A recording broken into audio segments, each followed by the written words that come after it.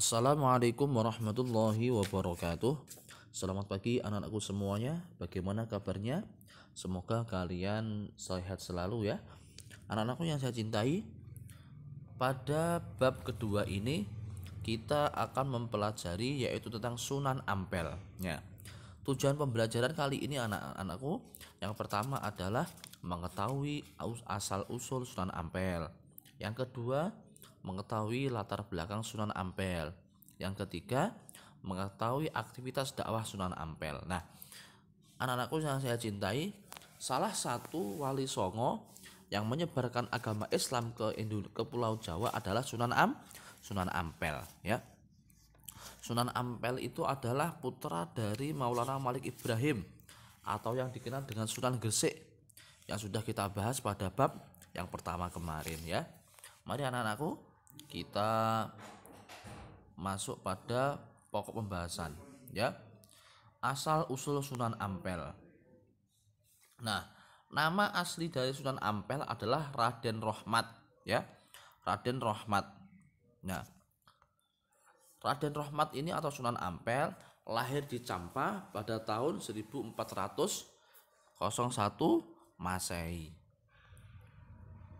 Nah, Raden Rohmat ini tinggal di Ampel dekat Surabaya. Nah, disitulah Sunan Ampel mengajarkan Islam. Nah, Raden Rohmat merupakan anak dari Sunan Maulana Malik Ibrahim atau Sunan Gresik dengan Dewi Candrawulan, seorang putri dari kerajaan Campa atau yang sekarang dikenal dengan Kamboja, anak-anak ya. Nah, Raden Rohmat datang ke Pulau Jawa itu sekitar tahun 1446 Masehi ya. Sunan Ampel mempunyai dua istri. Yang pertama yaitu Dewi Candrawanti binti Arya Teja dan Dewi Karimah binti Ki Kembang Kuning ya.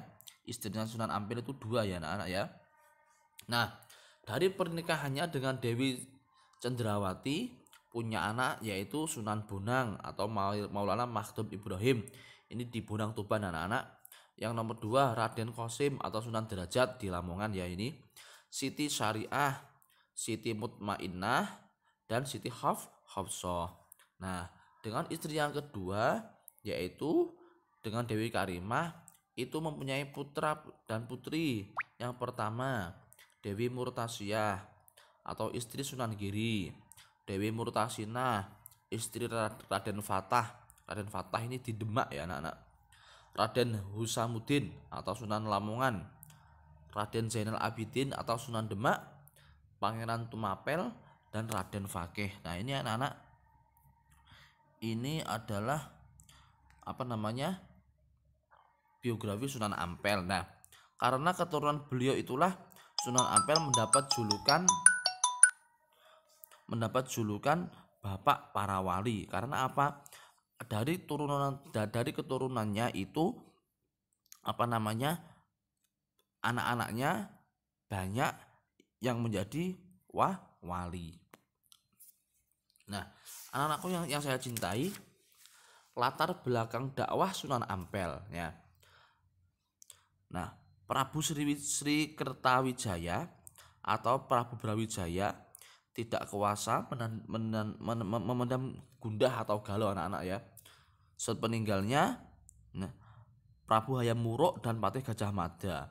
Nah, karena apa? Sepeninggal Hayam Wuruk dan Patih Gajah Mada ini rakyat Majapahit itu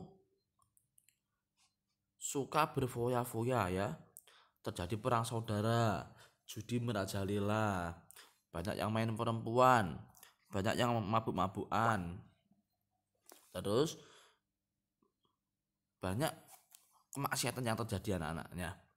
Mengetahui kegundahan hati itu adalah ratu atau istri dari Prabu Kertawijaya ini memberikan saran ya. Istrinya itu berkata, wahai suamiku, saya itu loh punya keponaan yang ahli dalam mendidik kemerosotan dan budi pekerti atau moral. Nah, namanya itu Sayyid Ali Rahmatullah atau Raden Rahmat ya. Nah, tanpa berpikir panjang, Kertawijaya ini langsung mengirim utusan untuk menjemput Ali Rahmatullah ini itu ke Campa atau Kamboja. Nah, akhirnya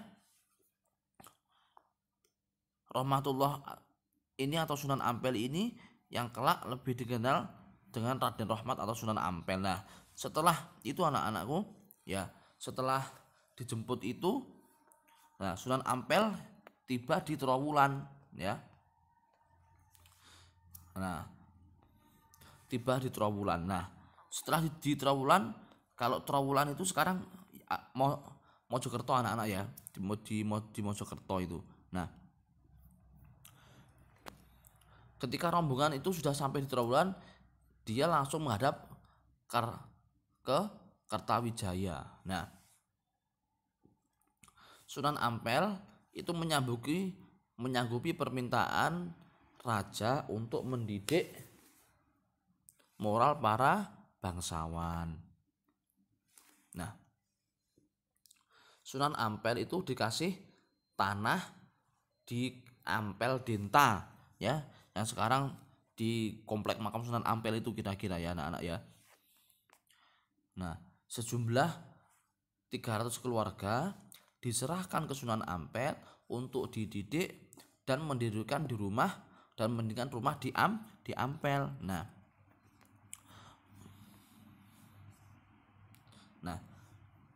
Raja Majapahit itu siapa tadi rajanya namanya Raden Kertawijaya. Prabu Kertawijaya itu menolak, tidak mau masuk Islam, tetapi Sunan Ampel memberi kebebasan kepada warganya untuk untuk memilih agamanya sesuai dengan kepercayaan masing-masing. Nah, selama tinggal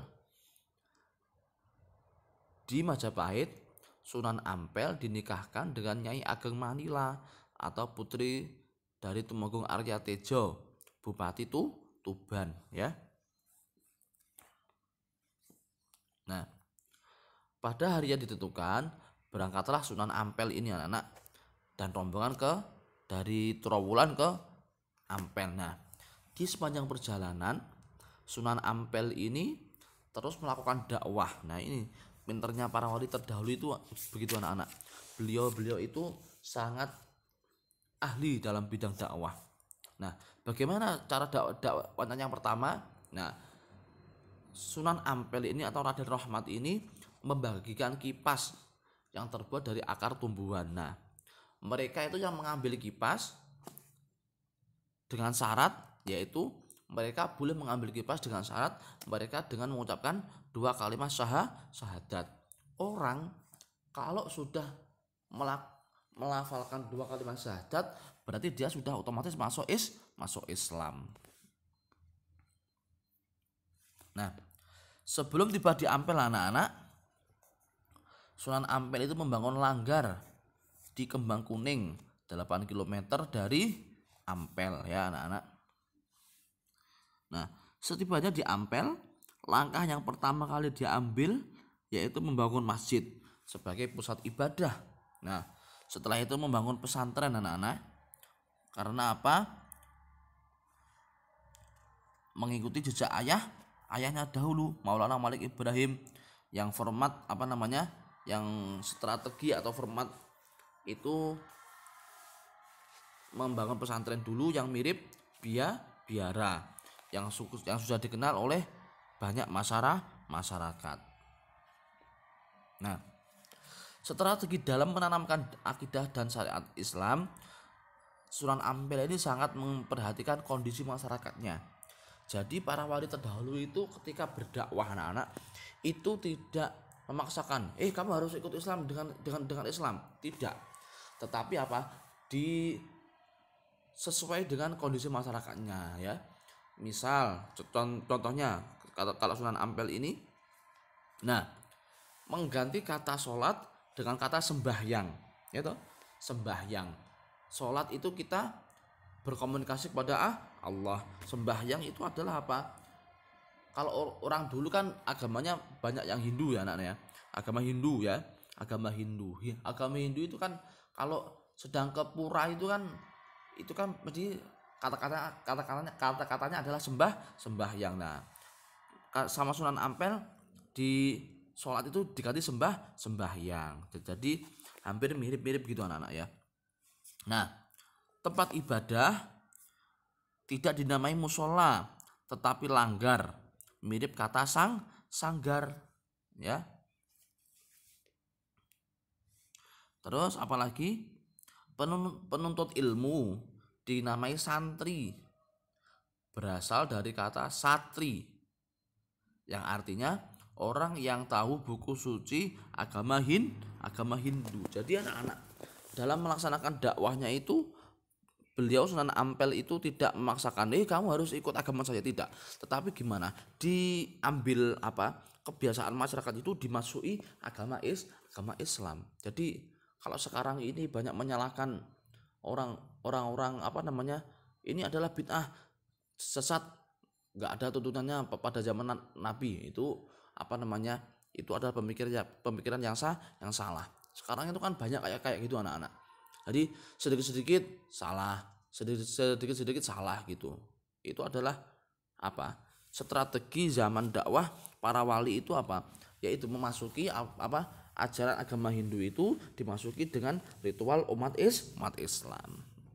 Nah, itu anak-anak untuk pembelajaran pada pagi hari ini. Silakan anak-anakku menyimak materinya ya. Nah, semoga sedikit ini bisa memberi manfaat kepada anak-anakku semuanya. Saya akhiri. Wassalamualaikum warahmatullahi wabarakatuh.